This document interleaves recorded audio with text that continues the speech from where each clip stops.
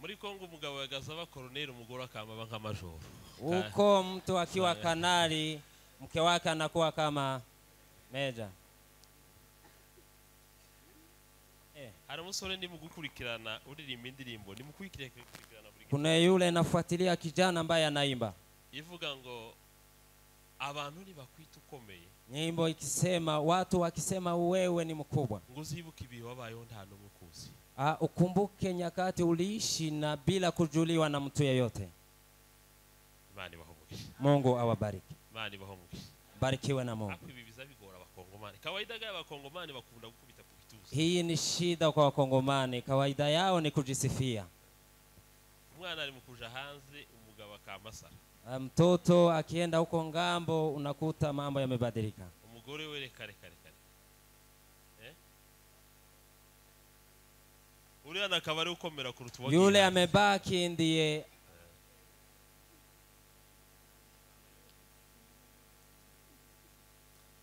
Ako kuri abagore ni nkabo baza biyumva cyane kuruta nk'abagabo. Wanawake ndio wanajisikia kuliko wanaume.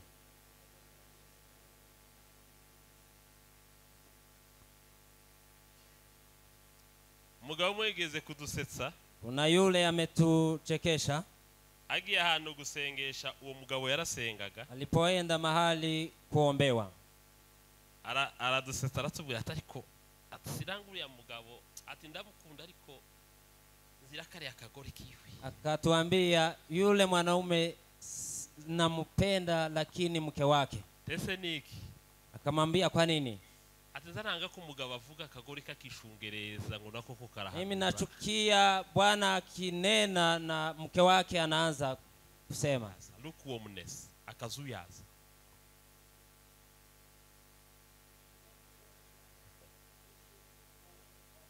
Akazuyaza.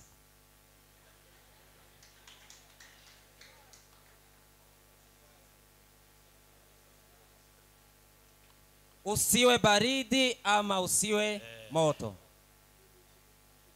Ni vuguvugu kwa lugha nyingine. Mwebwe muzamubona abantu badashushe kandi badakonje mu kanisa. Mkiwaona watu wa vuguvugu katika kanisani. Bariya na abasatani 100%. Hao ni watu wa shetani asilimia. Uko biravuga ngo kubera kudakonje kandi ntushuha. Kwa sababu wewe si moto na si baridi. Zakuruka. Nitakutapika. Nukuvuga ngo umuntu Imana yarutse. Mtu ambaye ametapikwa na Mungu. For sure ni wa satani 100%. Huyo neno la tatu. Ni witchcraft and occult infiltration. Nuburozi. Ni uchawi. Ni kujiingiza kwa uchawi kanisani. Kujiingiza kwinjira mu burozi mu itorero. Ubu nibwo dufita aba agent ba satani mu kanisa. Sahihi ndio tuna maagent wa shetani katika kanisa. Munzego zose zikanisa. Katika ngazi zote za kanisa. Timuboni zizaro ku music. Mnajua hizi music wanafanya. Ndimbo ukibasariko indimbo barimbaga ni cyangwe ni. Unajiuliza hii wimbo ni ya dunia ama ni ya. Ziriya ndimbo za rock music akenshi ntabwo wumva message, akenshi wumva ingoma. Hizo nyimbo mara nyingi unasikia ngoma hausikie ujumbe. Bimwe bishaka gusa nibyo dufite mu matorero. Moja inataka kufanana na yale tuko nayo kanisani. Dufite indirimbo zidafite message. Tuko na nyimbo ambayo hazina ujumbe. Ukwinjira mu madiakoni wasanga abana. Ukiingia kwa maashazi unakuta wengine.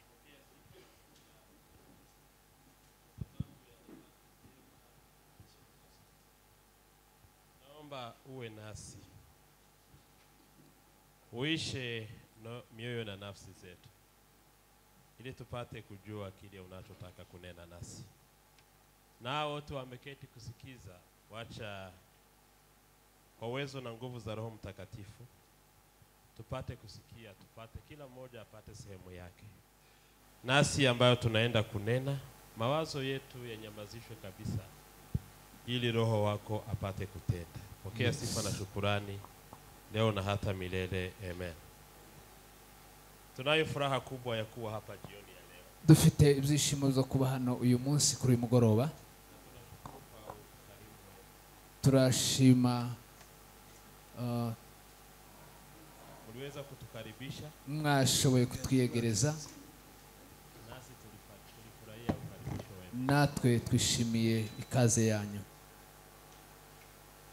Jana hatukuweza kuwa pamoja nanyi. ahari ejo ntitwashoboye kubana namwe kwa sababu ambayo haikutokana nasi. kubera impamvu zidaturutseho.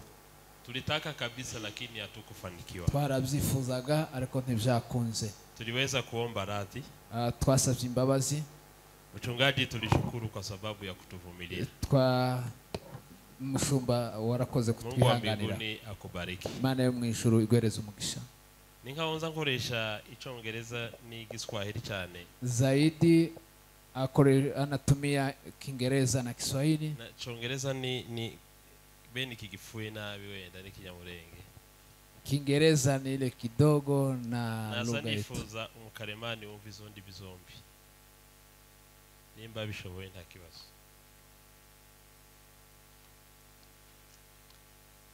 Murakoze cyane.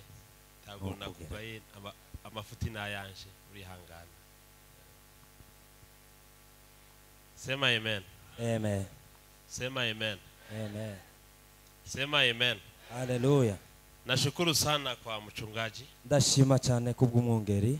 Pia nitashukuru kwa mnenaji Dr. Kavoma. Kandi ndashima kuwatubwirije Dr. Kavoma. Tangu siku ya kwanza ya Friday tulipokuwa pamoja. Guhera kuwa gatanu twari kumwe. Tulifurahi sana. Twarishimye cyane. Mwalimu mzuri. N'umwarimu mwiza. Na kanisa linafaa kuwa shule kuliko kila kitu. Kandi torero birakwiye ko riba ryigisha kurenza ibindi bintu byose. Zaidi ya kuhubiri. Hejuru yo kubwiriza. Zaidi ibirenze kubwiriza. Birenze kubwiriza. Na kuimba. No kuririmba. Kufundishwa ndiyo kazi ya msingi sana. Kwigishwa nizo nyigisho z'urufatiro.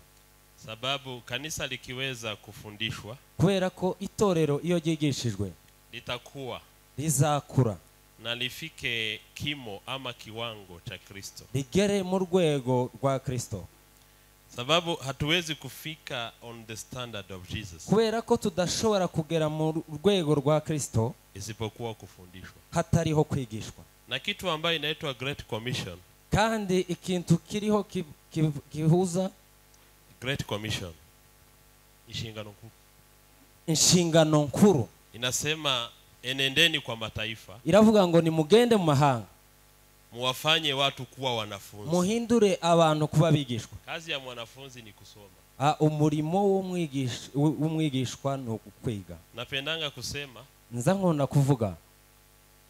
Pastor anafaa kuwa mwalimu kuliko muimbaji. Umwungeri birakwiye kwaba umwarimu kuruta kuba umuririmbi. Sisi tunapenda waimbaji sana. Atwebwe dukunda abaririmbyi cyane. Pastor wacu ni sawa za shusha materaniro. Mchungaji wetu ni sawa anaburudisha kongamano. Umwuka wa korali wafasha abapastori b'imperuka. Roho wa kwaya ameingia hata kwa wachungaji. Ariko muri ziriya mpano Yesu yatanze. Lakini kwa karama Yesu amepeana. Biblia ivuga abapastori n'abigisha. Biblia inasema wachungaji na walimu inaambatana. Kandi nitugera mu ijuru. Na tukifika mbinguni. Imani zatubaza amaraso y'abakristo. Mungu atatuliza damu za wakristo. Paulo alikuwa mwalimu sana. Paulo yari umwigisha cyane. Kiasi kwamba alifundisha kanisa. Kurwego yigishije itorero. Akagera akaraba amaraso yayo. Kufika mahali akanawa damu zao. Akababwira ngo mu ikanisa sinigeze ngira ico nikenga kubabwira. Anawaambia sijawaficha kitu chochote kwa kanisa. So he discovered, aliweza aligundua ukweli wote wazi kabisa. Aligundua ukuri kose ku mugaragaro. Ikigeni cyo gihe dufite abapasteri bagira ivyo bikenga kubwira abakristo. Hii ni wakati ambao tuna wapasteri wana kile wanaficha kwa wakristo. Nimbwire uyu mukristo byaragenda. Nikimwambia haya ataondoka. Reka mugumana ari kimuga ariko tugumane. Acha niishi na yeye akiwa mlemavu lakini tuwe na yeye. Abenshi tugumanye kubera ko tudakora kubumuga bwabo. Wengi tunaishi nao kwa sababu hatujagusa kasoro zao. Ariko Paulo yaravuze ngo ndi kumwe namwe. Lakini Paulo alisema nikiwa na wewe. Tacho nikenze kubabwira. Sija kuficha jambo lolote. Haba mu ruhame. Ikiwa ni kwa umati. Ndetse n'umuntu wese kugiti cye. Pia na kwa mtu binafsi. Paulo yari umupastori. Paulo alikuwa mpasta. Udatinya gusanga umuntu ngo amubwira amafuti. Hajaofia kumwambia mtu yeyote makosa. Atitaye ngo uramukunda cyangwa uramwanga. Bila kujali unampenda au la.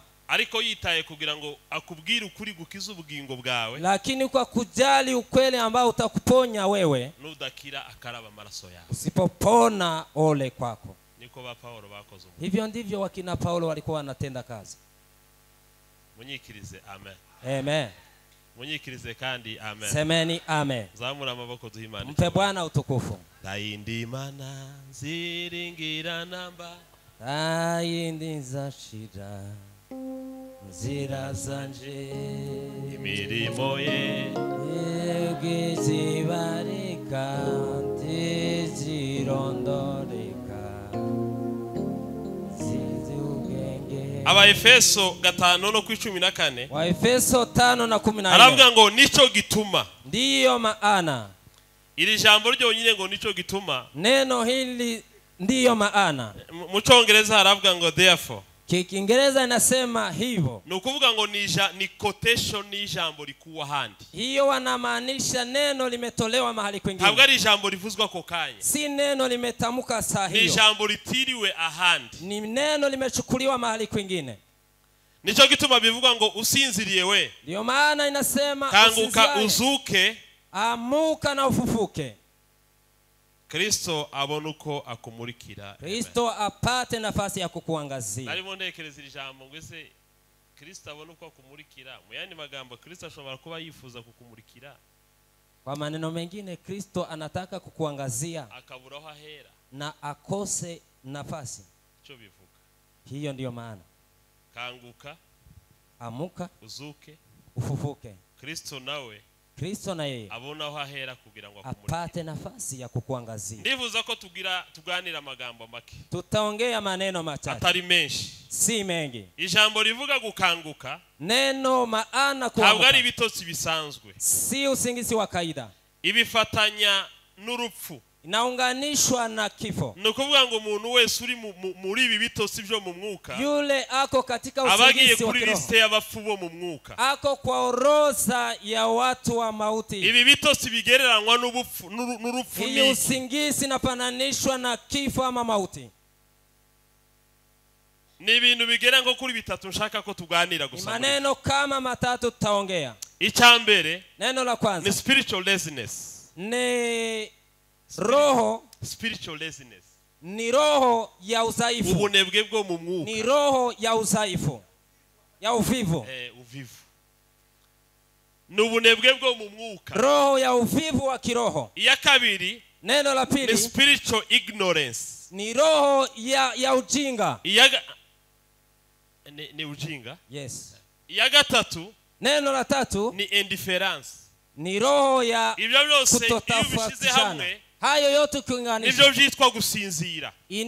inamaanisha kusinzia Hakaba kandi kumurikirwa. na kuangaziwa. Iyo umuntu amurikirwa cyangwa urumuri rw'Imana, Mtu akiangaziwa ama mwanga wa Mungu. ndaruvugamo nanone andi magambo atatu matoya gusa. Tatamuka maneno matatu. Bwa mbere ni revelation. Moja ni kufunuliwa. Number 2 ni truth. Neno la pili ni ukweli. Number 3 Neno la tatu ni direction. ni mwelekeo. Imana imuriki ubuzima bw'umuntu. Mungu akiangazia uzima wa mwanadamu, iziguha ishurirwa, inakupa ufunuo, ugatangira kudiscovering ibintu utaruzi. unaanza kugundua yale hukuwa unajua. Abantu ubwawe witekereza ugasanga kumbe nuko nari meze. Hata wewe ukijifikiria unagundua Na kumbe ni nyuma hivi. yawe witekereza ukavuga ngo rega nuko nari ntuye muri danger. Je, ni hivi ninaishi katika hatari? Icyakabiri ni ukuri. Neno la pili ni ukweli. Ni utangira gukompara kumbe ubuzima bwanje bwari bwubakiye ku kinyoma. Unaanza kufananisha maisha yangu yalikuwa yamejengewa kwa uongo. Ubuzima nyakuri. Unaenda kwa maisha ya ukweli. Icyagatatu ni direction. Neno la tatu ni mwelekeo.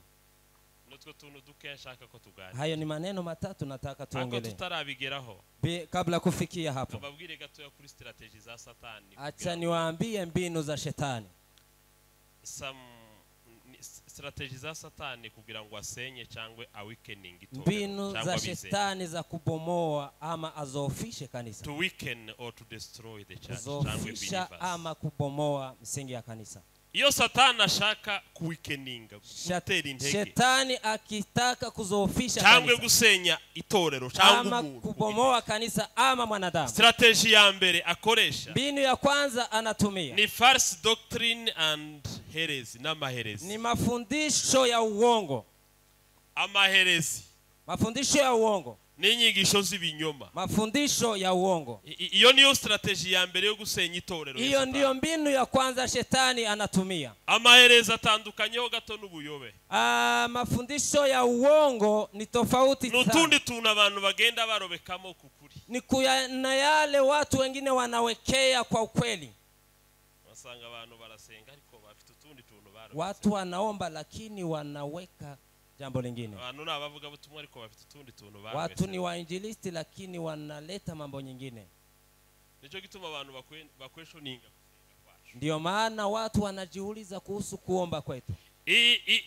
Izi doctrine z'ibinyoma, Hizi mafundisho za uongo, Satani ashaka ko amatorero menshi yubokera kuri doctrine z'ibinyoma. Shetani anataka makanisa mengi yawe na msingi wa mafundisho ya uongo, uongo, atwistinge cyangwe agoreke ukuri, ili apindue ukweli, cyangwe half truth, cyangwa abantu biga ukuri kw'igice, alafu watu wajifunze ukweli nusu, kugira ngo abantu bagire unbiblical ideologies, watu wasiwe na roho ya Biblia isiyo, ama ideology atara ya Biblia, watu wawe na mindset isiyo ya Biblia, unbiblical ideologies, isiyo ambatana na Biblia.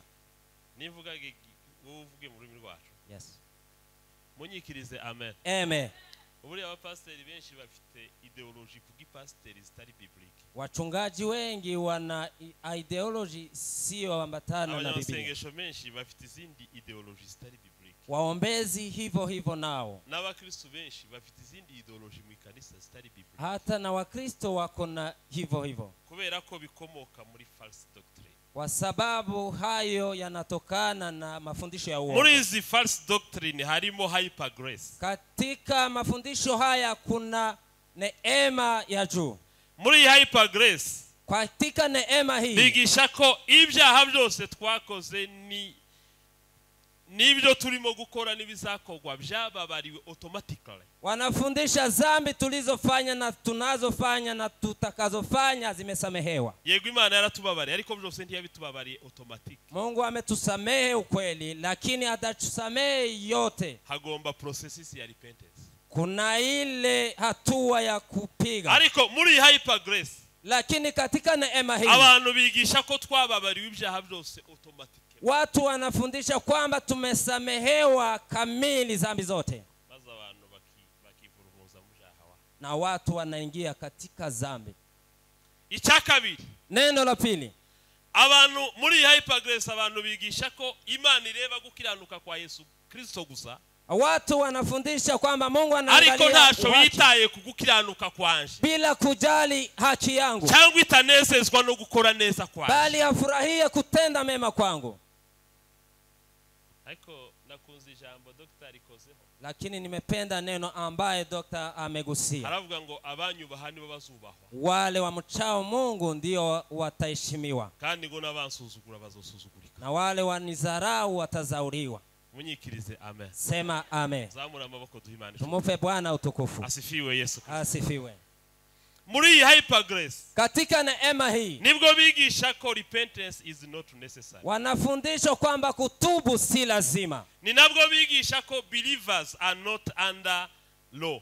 Wanahubiri kwamba waamini hawako chini ya bigisha ko abantu batari munsi y'amategeko ahubwo bari munsi y'ubuntu. Watu wako chini ya neema si chini ya amri. Kugeza aho bahakana n'ikintu citwa moral commandment. Wampaka wakane kitu cha hisia. Abantu bavuga ko moral commandment iri irrelevant. Wanasema ile conscience yao haiwajaji. Bavuga ko iri moral commandment ari amategeko ari morale 10 bavuga ko atari important. Hiyo si lazima. Ariko ari gusobanura ibyanje kweli cyangwa karavuga ivyi. Yes. Uzozuvuga ikinyamurenge nivuga urundi rurimi nivuga ikindi uvugizwa. Iyo ni hyper grace. Hiyo ni neema ya juu.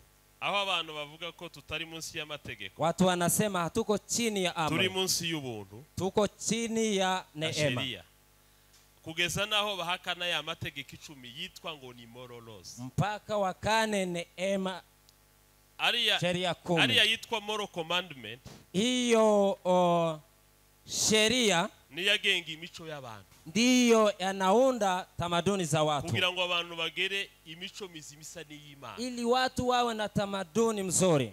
niyo babwirwa ngo ntukibe, wanaambiwa musiibe, tugasambane, musifanye uzinzi, tukagire gute, arya muzi ko ari 10. hayo yote mnajua akiwa 10. Yitwa moral commandment. Hiyo ni amri 10. Iriya ni kamere y'Imana, hiyo ni nafsi ya Mungu, itwigisha natwe kugira imico nk'iy'Imana, na tufundisha kuiga Mungu. munyikirize amen. Sema amen. Munyikirize kandi amen. Tena amen. Icyakabiri, indi doctrine mbi y'ikinyoma ibaho, mafundisho nyingine ya uongo, ni prosperity gospel, ni baraka za injili, aho abantu ibintu byose babivunja mu butunzi, injili ya mafanikio. Indi ya gatatu, neno la tatu, ni denying the deity of Christ, kukana kifo cha Yesu. deity not death, deity, guhakana personality ya Yesu Kristo, kukana utu wa Yesu. iya kane, neno la 4, ni universalism, ni kitu ambacho tunachangia sisi sote. Universalism ni abantu bigisha ko agakiza kahawe abantu bose, ni watu wanafundisha kwamba okovu, abizera n'abatizera, tunachangia okovu sisi zote. bakana realite eternelle, waamini na wasioamini wanakana hiyo maisha ya milele. zini nyigisho zirimo kubwirizwa amatorero mengi, hiyo ni mafundisho yanafundishwa kwa makanisa mengi. iyi niyo strategy ya mbere ya Satani, gusenya itorero, hiyo ndio mbinu ya no kwanza gusenya umubiri wa Kristo, ya shetani kubomoa kanisa. strategy ya kabiri, mbinu ya pili, nugu compromisinga with the world, to compromise with the world, kupuuzi neno, ni kujichanganya na ulimwengu, kwiyunga nisi, kwivanga nisi. Muri uku kwivanga nisi, katika kujichanganya, nibwo abakristo benshi, ndio wakristo wengi bagira imico nk'iyabisi, wanakuwa na tamaduni kama za wa ulimwengu, immorality, sexual immorality, washerati, greedy, irari, umururumba and pride, tamaa,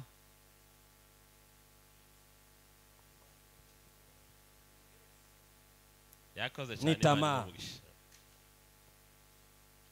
Hii ni imico y'isi, hiyo ni tamaduni ya watu wa ulimwengu, n'ubwibone, hata na kiburi. abakristo benshi barakompromisinze, wakristo wengi wamejichanganya, ndiwo mutandukanya n'abisi, huwezi kumtofautisha na wa ulimwengu. irari ryiwe n'irari ry'abapagani birangana, tamaa yake na tamaa ya wapagani yote ni ubwibone bwe n'ubwibone bw'abapagani burangana, kiburi chake na kiburi cha wengine ni sawa, ako turi kumwe kweli, lakini tuko pamoja. iyo niyo strategy ya kabiri, hiyo ndiyo mbinu ya Satani pili. arimo gusenyesha itorero, Shetani anabomoa kanisa.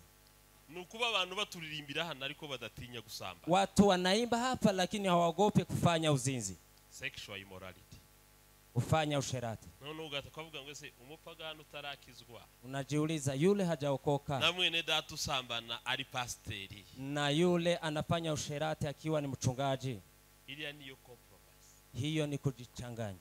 icya gatatu, neno la tatu, ni witchcraft and occult infiltration, n'uburozi, ni uchawi, ni kujiingiza kwa uchawi kanisani, kujiingiza kwinjira mu burozi mu itorero.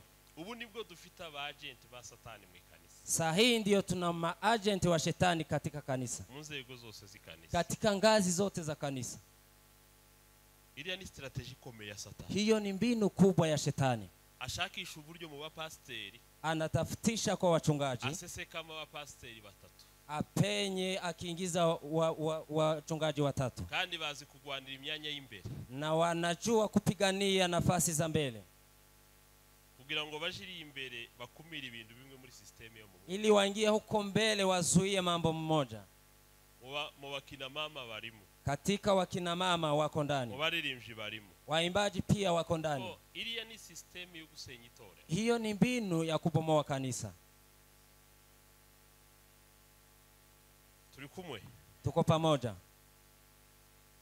Munyikirize amen. Sema amen. Zamura amaboko duimana ico. Tumupe Bwana utukufu. Asifiwe Yesu. Amen. Iriya infiltration, hijo kujiingiza, Yuda yavuze ngo bamwe baseseye muri twe rwihishwa. Yuda alisema wamoja wamepenya kisirisiri. Iriya ni system ikomeye. Hiyo ni mbinu iko kubwa. Satani akoresha mu gihe hari abantu 20 cyangwa 10 baterana. Shetani anatumia ukiwa watu 20 agomba gushakisha ko hari umu agent. Lazima atafutishe agent ure present ubwami bw'umwijima. Anaye anawakilisha ufalme wa giza.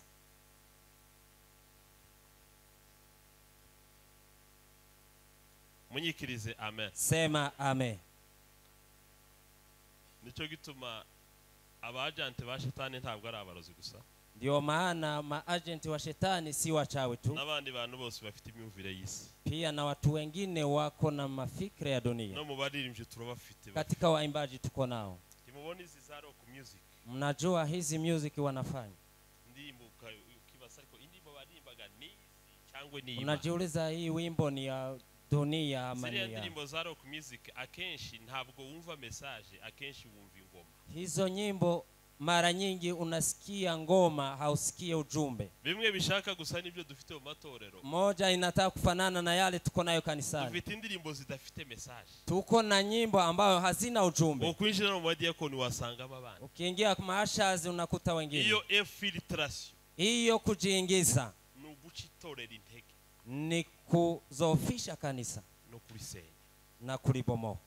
Ichakani. Neno la 4. Kangisimbi.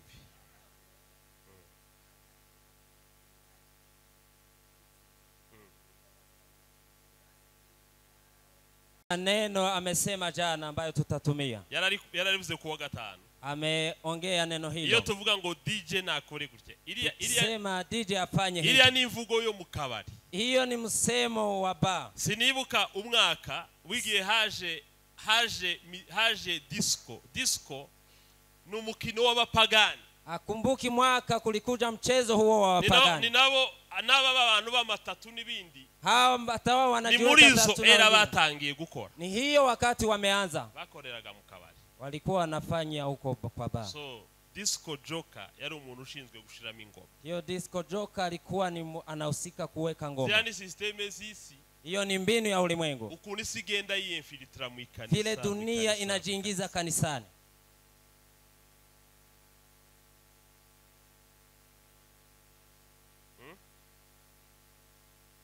Wabwiri chakane. Nanakivuzeho wenda ndakigarukaho nyuma. Kanje ku ca gatanu ndakigarukaho nyuma. Jambo la 5. Ica gatanu ni spiritual ni spirit of division and strife. Ni roho ya ugawanyiko. Ni umwuka w'amacakubiri n'umwuka wo guhangana. Roho ya kugawanyika na kwa kupambana. Kila kintu ntimukakirebere mu gifamiye. Msiangalie jambo hili kwa familia. Ngo mukirebere mu ntege nke za pasteri. Ama kwa udhaifu wa mchungaji. Muzakirebere muri strategy yo mu rwego ruhanitse rw'abadaimoni yo kunaniza. Angalia hiyo kwa mbinu iliyo hai sana. Kuko Biblia iravuga ngo ubwami iyo bwigabanyijemo kabiri. Ufalme ukichigawa mara 2. Inzu iyo yigabanyijemo kabiri cyangwa ubwami. Hata nyumba ikijigawa mara 2. Igikurikiraho no gusenyuka. Ile ya kufuata ni kubomoa. Munyikirize amen. Sema amen. Munyikirize kandi amen. Amen. Iriya ni strategy yo hejuru. Hiyo ni mbinu ya huko juu. Kuvuga ngo uyu n'uyu ntibumvika. Kusema huyu na huyu. Aya bacakubiri no kuguhangana. Hii division na hizi kuzozana. Ubuzima tubayemo bw'ama competition n'ibindi. Hii maisha ambayo tunaishi. Iriya ntabwo ari system y'ina. Hiyo si ya huko. Ziriya ni imbaraga zikomeza umwijima. Hiyo ni nguvu za giza. Ziri satanic.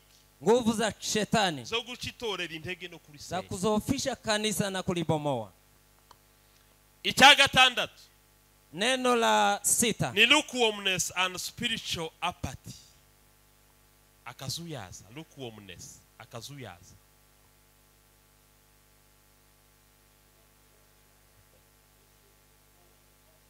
akazuyaza.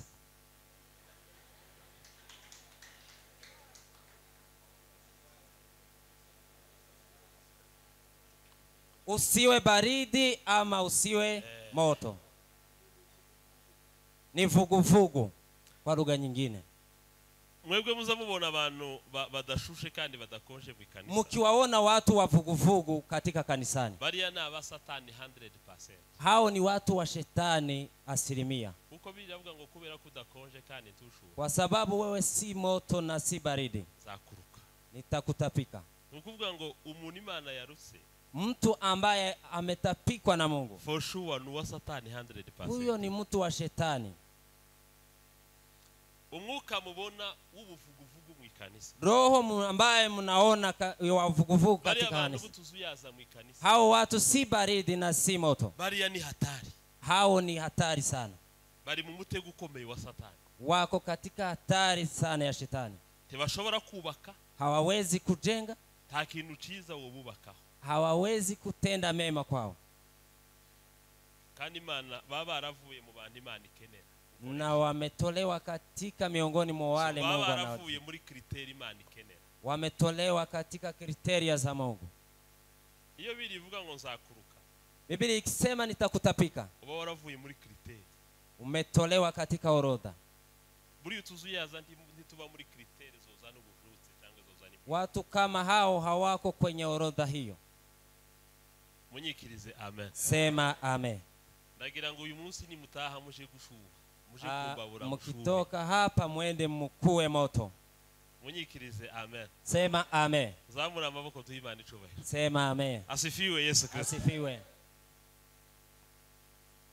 Iyo umutima w'umuntu ukishaka mu muriro, kama roho ya mtu ikiwaka moto, usanga yuzuye ishaka ry'Imana, unakuta amejawa na kumtumikia Mungu. Ishaka rizimye, bidii hiyo kiwa ikikosekana, hiyo unaanza kuwa baridi. Nibwo umuntu ahagarika gusenga no gufunga, mtu anasimamisha kuomba na kufunga. Ni nabwo dutunga abakristo batavuga ubutumwa, na tunakuwa na wakristo ambao si wa nena injili. Kandi umukristo utavuga ubutumwa ni umukristo Imana ititiza, na yule si mnenaji wa injili ni yule Mungu ambaye hawezi kutumia. Akazuyaza ni strategy ikomeye ya satani. Hiyo ni mbinu kubwa ya shetani. Yego bananiwe guhanguka ngo baje mu kabari, wameshindwa kwenda huko nje, ariko bareke baba kazuyaza kuko ntaco bazamarira umurimo w'Imana, lakini waachie hapo ambao hawatafaa kitu kwa kazi ya Mungu. Munyikirize amen. Amen. Munyikirize kandi amen. Amen. Kababwiri cha karindwi, neno la 7 ni idolizing leaders and materialism. Wachungaji ambayo wanaangalia vitu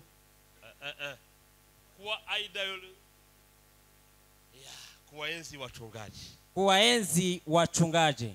Ugasanga pastor yabaye nk'ikigirwamana, namkuta mchungaji amekuwa kama sanamu. Iliya ni strategy ya satani. Hiyo ni mbinu ya shetani. Sanga pastor wanamsifu mchungaji, baramya umushumba. Bashumba ndimugakunda amazina akomeye, musipende majina makubwa. Amazina akomeye muzamureka tuyaharira Imana, mwache majina makubwa tuyaachie Mungu. Dukembere kwa abantu bakugira nk'ikigirwamana, usikubali watu wakuweke kuwa kama sanamu, ngutekereze kukomeye na ufikirie wewe ni mkubwa. Mundirimbi yandiri bazavuga tukavuga utinda kome tukikubite ku mutima. Muimbe wimbo huo. Nendo hizi yule anayejua. Tukikubite ku mutima,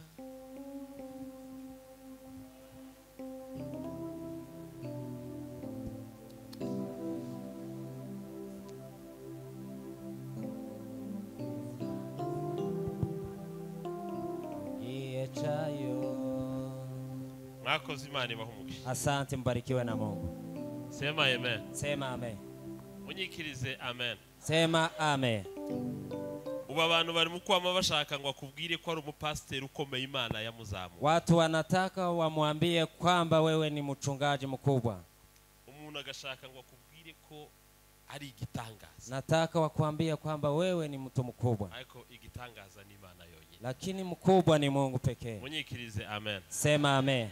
Uzamwibuka ko Biblia iravuga ngo umuntu. Mkumbuke kwamba Biblia inasema mtu Wikiremereye n'umwuka gusa. Kile kizito ni pumzi. Ushize ku biro Ukiweka kwa mizani, umwuka uraturusha ibiro. Pumzi ina uzito kuliko sisi. Muona ko mshibushe? Mnaona mimi nimenona. Ushize ku mizani, ukimweka kwa mzani, umwuka urandusha ibiro. Pumzi ina uzito kuliko yeye. Umuntu ndaba. Mtu hayuko. Munyikirize amen. Sema amen. Munyikirize kandi amen. Tena amen. Hari umusore ndi mugukurikirana uririmba indirimbo, nimukurikirana buri. Kuna yule nafuatilia kijana ambaye anaimba. Ivuga ngo abantu ni bakwita ukomeye. Nyimbo ikisema, watu wakisema wewe ni mkubwa. Nguzibuka ibihe wabayeho nta no mukuzi. Ukumbuke nyakati uliishi na bila kujuliwa na mtu yeyote. Imana ibahomugisha. Mungu awabariki. Imana ibahomugisha. Barikiwe na Mungu. Akwibibiza bigora abakongomani. Kawaida ga abakongomani bakunda gukubita ku bituza. Hii ni shida kwa wakongomani. Kawaida yao ni kujisifia. Umwana ari mukuja hanze umugabo akamasara. Mtoto akienda huko ngambo unakuta mambo yamebadilika. Umugore we kare. Uriya nakabari ukomera kuruta wagiye. Yule amebaki ndiye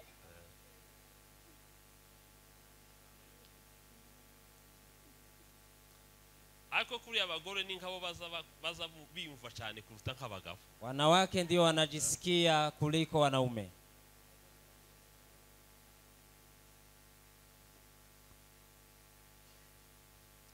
Umugabo mwegeze kudusetsa. Kuna yule ametuchekesha. Agiye ahantu gusengesha, uwo mugabo yarasengaga. Alipoenda mahali kuombewa. Aradusetsa aratubwira atariko atsiranguriya mugabo ati ndamukunda ariko zirakari akagore kiwe. Akatuambia yule mwanaume nampenda lakini mke wake. Tese niki? Akamwambia kwa nini? Atazaranga ko umugabo avuga akagore kakishungereza ngo nako ko karaha. Mimi nachukia bwana akinena na mke wake anaanza kusema.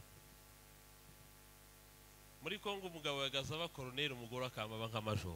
Uko mtu akiwa kanali mke wake anakuwa kama meja.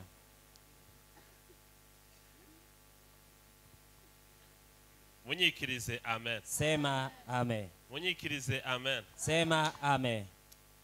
Nta muntu tugomba gufata nk'ikigwama. Hakuna yule natufaa kumchukulia kama aba n'umwana wawe wabyaye cyangwa se. Hata mtoto wako awe baba yako. Uzutekereza ko umuntu yopfu uwo munsi migambi ye ikarangirana nawe. Fikiria kwamba mtu anaweza kufa siku hiyo na miradi yake nasimamia hapo. Nubwo yaba ari so wakubyaye. Hata kama ni baba yako ambaye amekuzaa. Akagusezeranya ibingana gute? Na akuahidi mambo gani? Amasezerano gusata zahera na Imana. Ahadi ambayo zinatimia ni za Mungu. Ariko ayabantu. Lakini ya wanadamu bazabapfa kandi baradusezeranya. Wanakufa na wametuahidi. Biblia iravuga ngo umuntu arafu uwo munsi migambi ikarangirana. Biblia inasema mtu anakufa siku hiyo na miradi yake inasimamia hapo. Imana ibahomugisha. Barikiwe na Mungu. Imana ibahomugisha. Barikiwe na Mungu. Asifiwe Yesu Kristo. Asifiwe. Nababwiye ko tuganira gatoya kuri kiriya cyanditswe. Nilikuwa nawaambia tutazungumzia maandiko haya. Usinziriye we kanguka. Wewe unayesinzia amuka. Iri jambo ryaramfashije cyane. Neno hili limenisaidia sana. Kandi nafashe umwanya wo kuryigaho. Na nimechukua muda wa kujifunza. Mu gitondo iwacu twarimo tuganira umurongo wa 9 n'umurongo wa 8. Asubuhi tulijifunza sura ya 9 na ya 8. Habuze iyo aravuga ngo kera mwari umwijima ariko ubu mwahindutse umuco muri Kristo Yesu. Nasema hapo awali mlikuwa katika giza, sasa mnaingia. Mu gitondo narimo bwira biwacu characteristics z'umwijima. Asubuhi nilikuwa nawaambia wa kwetu kinachotambulisha giza. N'imbuto zitatu z'umuco. Ni matunda 3 ya mwangaza. Muri izi characteristics z'umwijima. Katika kinachowakilisha giza.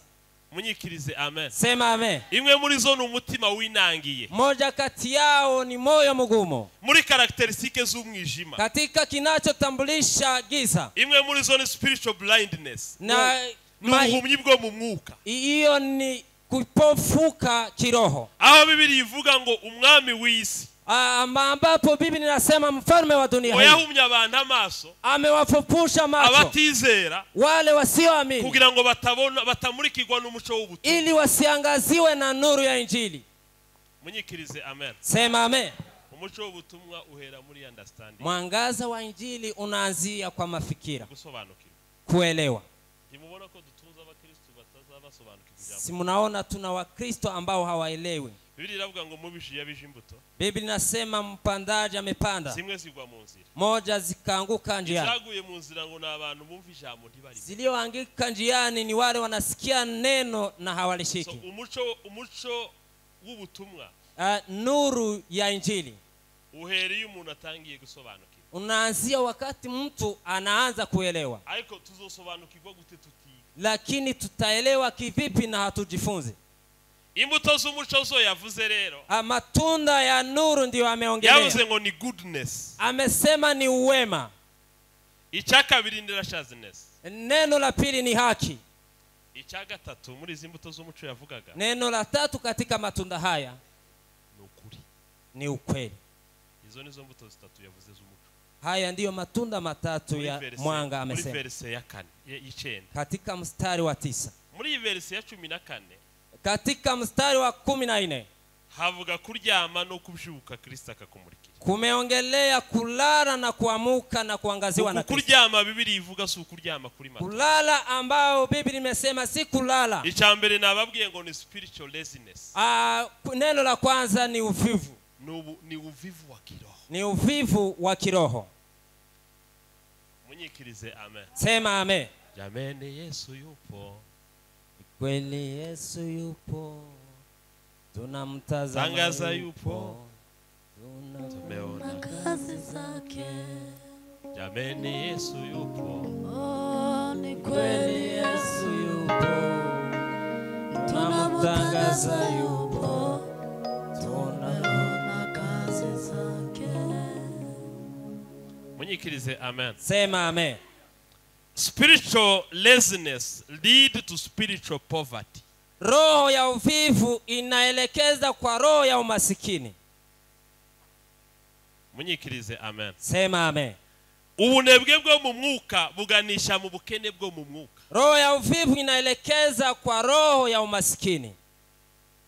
Watu wengi ni maskini kiroho. Abantu benshi na bakene mu mwuka. Ariko atari babandi Biblia yavuze bafite ubusha. Araho Biblia ivuga ngo heri maskini wa roho. Agarabo mvuze. Lakini si wale Biblia imesema heri maskini wa roho. Abantu mvuga na abantu bari empty and void. Wale ninaongelea ni watu hawana kitu ndani yao.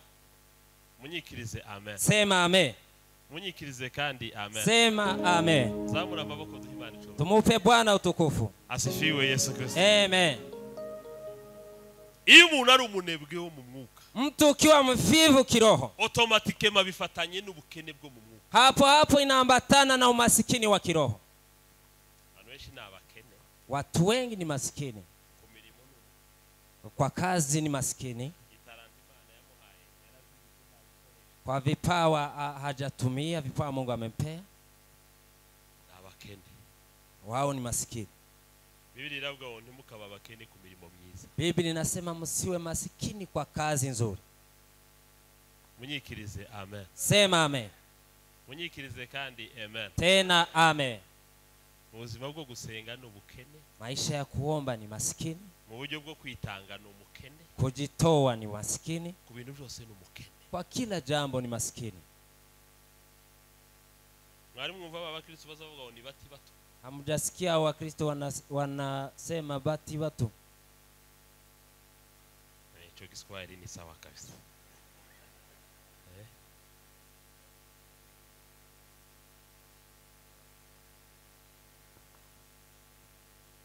Munyikirize amen. Sema amen. Ubukene bwa mbere bwo mu mwuka nubuhe? Masikini wa kwanza kiroho ni lack of passion.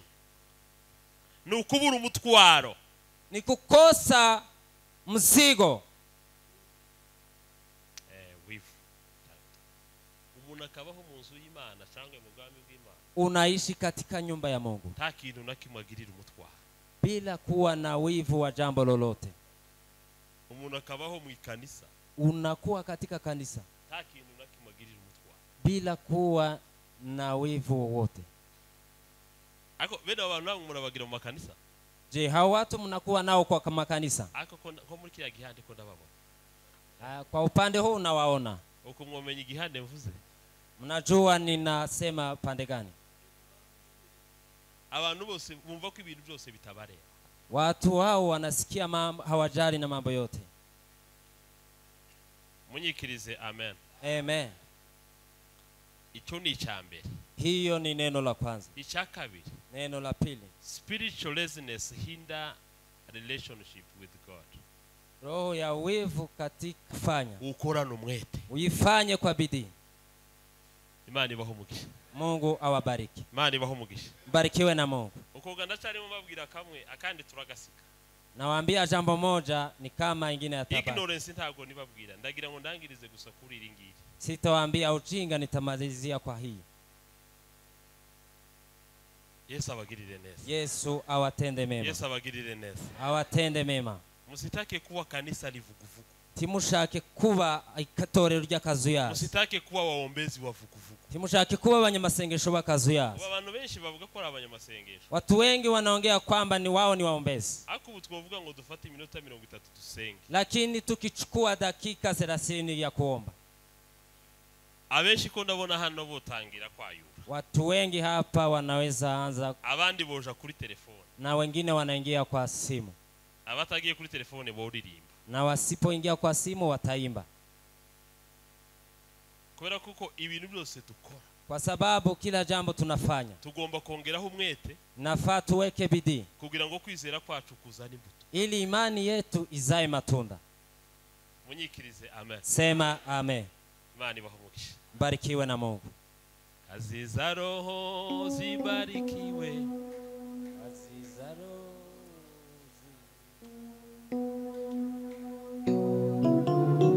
zibarikiwe.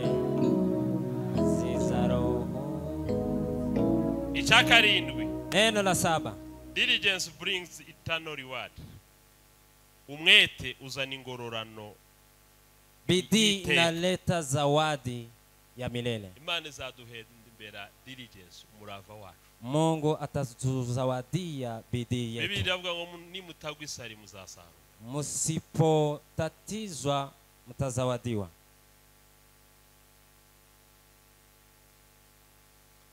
Mu gitabo c'Abagalatia 6:9. Katika Wagalatia haravuga ngo ntitugashogore gukora neza, tusichoke kutenda mema. Mu gihe gikwiriye tuzasarura. Kwa wakati unaofaa tutavuna. Nitutagwa isari, tusipochoka, tusipozimia roho. Ubuzima bwo kuzimia roho, uzima bwo kuzimira mu mwuka. Abantu benshi hano batangiye bafite umwe. Watu wengi wameanza wakiwa na bidii, ariko wamezimia kiroho, ariko barazimiye mu buryo bw'umwuka. Nakumbuka ndugu wengi sana tulianza nao pamoja kwa safari, sasa wengi wamerudi nyuma. Bwana Yesu anakuja, siku zinapita,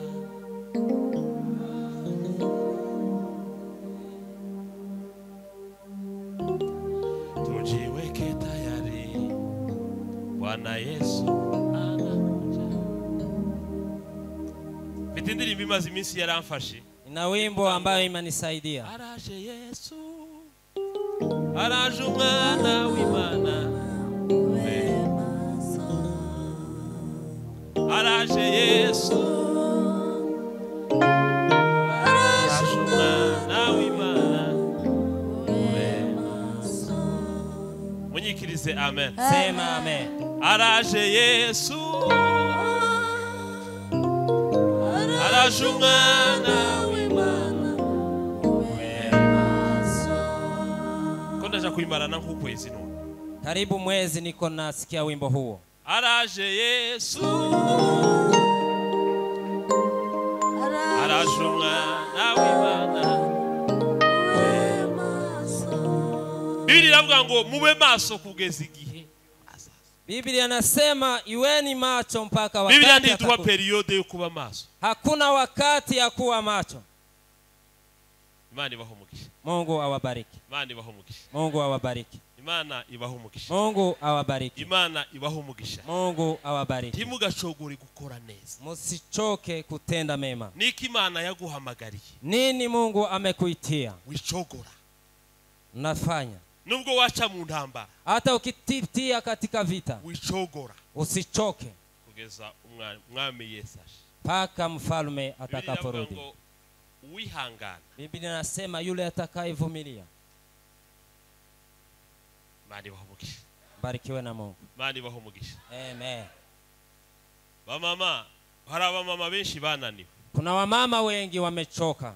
Ariko unesha ni uzarya kuri zambuto. Lakini yule atashinda atakula matunda. Munyikirize amen. Sema amen. Hari abagabo benshi bananiwe.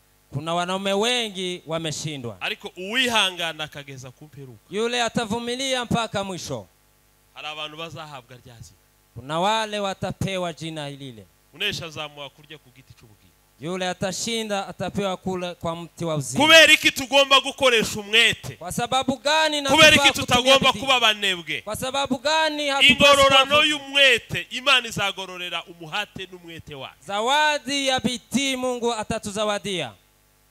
Imana ibahumugisha. Mungu awabariki. Mugira umwete ku murimo. Tuwe na bidii katika kazi. Imana izaduha ingororano ihoraho.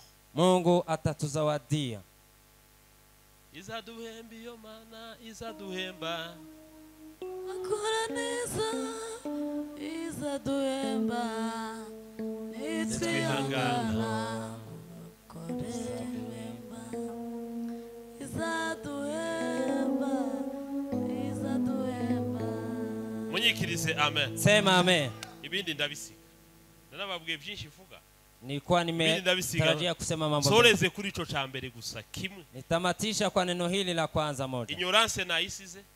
Ujinga nimeuacha. Indifference na isize. Utofauti nimeuacha. Icyakabiri. Neno la pili. Iliya mirasire yo gukanguka. Mwanga ya kuamka. Nayo ndayisiga.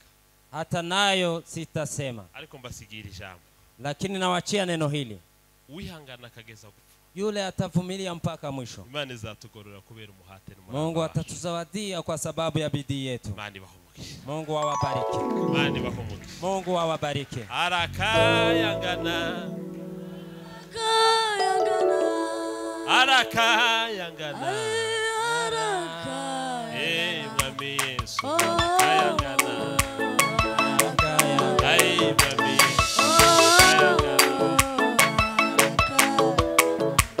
Arakayangana.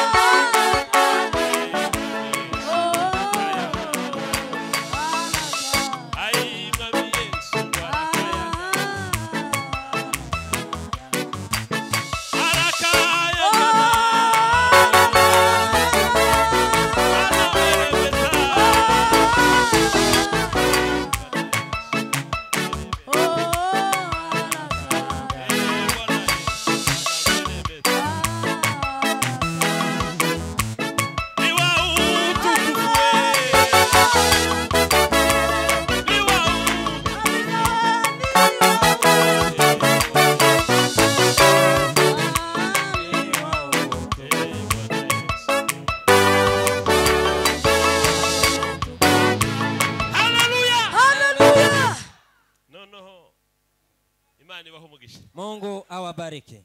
Fiteshifuzo ko dusengera iwacu muri Kongo. Ninahitaji la kuombea huko kwetu Kongo. Imana ibahumugishe. Mungu awabariki. Akanya gatoya gusa. Muda chache tu. munyihanganire Ni uye radhi. nimba dukura Imana ubwatsi gato. Hata tutakuja kumchezea. Ijambo rimwe cyangwa abiri twakwatura. Kwa neno moja ama mawili tutatamka. Imana yibuke bene wacu bari mu masasa. Mungu akumbuke wenzetu wako katika vita. Amen. Amen. Agira umuntu mutambukano aturi imidini mivuga ngo nayiombea inchi yetu. Mtu mmoja apite mbele wa kuimba wimbo huo. Tumara turaza gusenga.